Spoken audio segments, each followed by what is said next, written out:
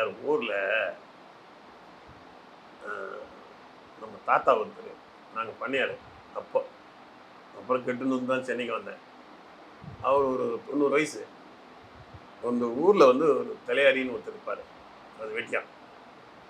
அவர் அப்பப்போ வரும்போதெல்லாம் எங்கள் வீட்டாண்ட வந்து தாத்தா எப்படி இருக்காருன்னு கேட்பார். நான் நினைக்கிறேன் இவர் வயசு கிட்டத்தட்ட அந்த 70-80 வயசு வெட்டியாக இருக்கு. அதனால எப்படி இருக்கிறார் தாத்தான்னு கேட்குறாரு போட்டிருக்கு, மரியாதைன்னு நினச்சேன். அப்புறம் கேட்டேன், என்ன நீ அடிக்கடி டெய்லி கேட்குறாரு அப்படின்னு.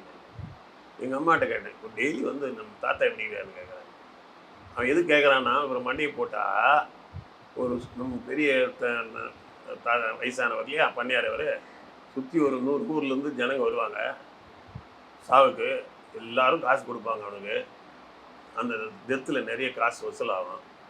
அந்த பணக்காரங்க சாகும்போது தான் அவனுக்கு காசு வந்து சேரும். துணி கொடுப்பாங்க, ட்ரெஸ் கொடுப்பாங்க எல்லாம். அதனால தாத்தா எப்போ மண்டையை ஓடி போடான்னு அவன் அதுக்கு தான்டா கேட்குறான். வேற நான் நினச்சேன், அடுத்த நாள் கேட்குறேன், எங்கள் தாத்தா இன்னும் கொஞ்ச நாளைக்கு உயிரோடு இருப்பாருன்னா. ஏன்பா 90க்கு மேலே இருந்து நயா பண்ண போகிறான்னு அவரே கேட்குறேன். அவரே ஓப்பனாக சொல்லிட்டாரு. ஏதோ நான்லாம் பிழைக்க வேணாமான்னு கேட்குறாரு அவர். இதுடா இது எங்களுக்குள்ள ஒரு விளையாட்டு மாதிரி போயிடுச்சு சார்.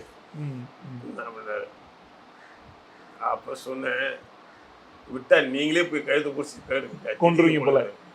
இல்லைப்பா, இதெல்லாம் ஒரு கட்டம் வந்தால் வாழ்ந்தோமா போனோமான்னு முடியணும், அடுத்த பிழைக்க வேணாம் அப்படியே சொல்கிறாரு. இவன் அப்படிதான் இருக்கிறான். அந்த கடைசியில் ஒரு கிழமை மொத்தம் தேவையில்லாமல் 92 வயசு வரைக்கும் இருந்துட்டு இருக்கிறான். என்ன பாரு மனுஷன் அப்படின்றாரு. அவருக்கு எனக்கு சிரிப்போ இல்லை, அவர் பாவம் கஷ்டம், வருமானம் என்றது எனக்கு தெரியுது. ஆனால் ஒரு நாள் எங்கள் தாத்தாவுக்கு வந்து ஒரு சின்ன உடம்புநிலை, அது எங்கள் அத்தை விட்டு கூப்பிட்டு போய் அங்கே டாக்டர்கிட்ட காமிச்சிட்டு அங்கேயே கொஞ்சம் இருக்கட்டும்னு கொண்டு போகிறோம். நாங்கள் கிராமம்னால அது அந்த ஊர் பச்சேரி பக்கம். வண்டியில் போயிட்டு இருக்கும்போது இவர் வந்து வெட்டியாக மடிச்சிட்டார். நிறுத்துங்க அப்படின்னாரு. நாங்கள் எங்கள் தாத்தா கூப்பிட்டு நாங்கள் அங்கே போகிறேன் ஹாஸ்பிட்டலுக்கு. அங்கே இருந்து அங்கே ஹாஸ்பிட்டலுக்கு போயிட்டு எங்கே வருவீங்கன்னா, அங்கேயே எங்கள் அத்தை வீட்டில் கூட இருப்பார் அவர். ஏங்க இது ஏன் ஆளுங்க அது, நான் இதை வச்சு எவ்வளோ கணக்கு போட்டு வச்சுருக்கிறேன் நான். நீ நீ நீ நீ நீ பொண்ணு போடல, கல்யாணம் இதெல்லாம் பல விஷயங்கள் நான் ஐடியா பண்ணி வச்சுருக்கிறேன். நீ கூட்டு போயிட்டா நான் என்ன பண்ணுறது, அதுக்கு நாங்கள் என்ன பண்ணுறது, அதுக்காக போய் எனக்கு எதாவது வழி சொல்லுங்கன்ற. வண்டியை விட மாட்டாரு, வழி மறிச்சு விட மாட்டேங்கிறாரு. வேடிக்கையாக இருந்தது. எங்க தாத்தாவை நீங்கள் கொண்டு போகணுமா அந்த மாதிரி? அது உங்கள் தாத்தா இல்லை, அது என் தாத்தா. நான் லிஸ்ட்டு 7 பேர் வச்சிருக்கிற கணக்கு இந்த மாதம். அதுவும் வந்து மார்கழியே ஏதோ வருதான், இந்த மார்கழியில் வந்து குளிரில் ஏதோ டக்குன்னு போயிடுமா. அவர் வெயிட் பண்ணிட்டு இருந்திருக்காரு. வெயிட்டிங்ல இருந்து இருக்கிற நேரத்தில் இப்படி பண்ணிட்டீங்களேயான்னு. அப்புறம் உடனே என்ன பண்ணா, எங்கள் அப்பாட்டு சொல்லி ஒரு 2000 ரூபாய் அவர் கையில் கொடுத்து செலவு வச்சுக்கோ, நல்ல மாதிரியா வருவார், போய் டிக்கெட் வந்துடுவார், இது ஒரு அட்வான்ஸ் சார். நல்லா ஆனவனே இங்கே கூப்பிட்டு வரணும், வெளியூருக்கு போயிடுவோம் இல்லை, அங்கே போனாலும் வெட்டியாக தான் வேலை செய்ய போகிறேன் எங்கே போய். அது அவனுக்கெல்லாம் போகும் காசு, எனக்கு வரல. அது இல்லை, எனக்கு என்ன கவர்மெண்ட்டில் காசாக கொடுக்குறான், சம்பளம் கிடையாது.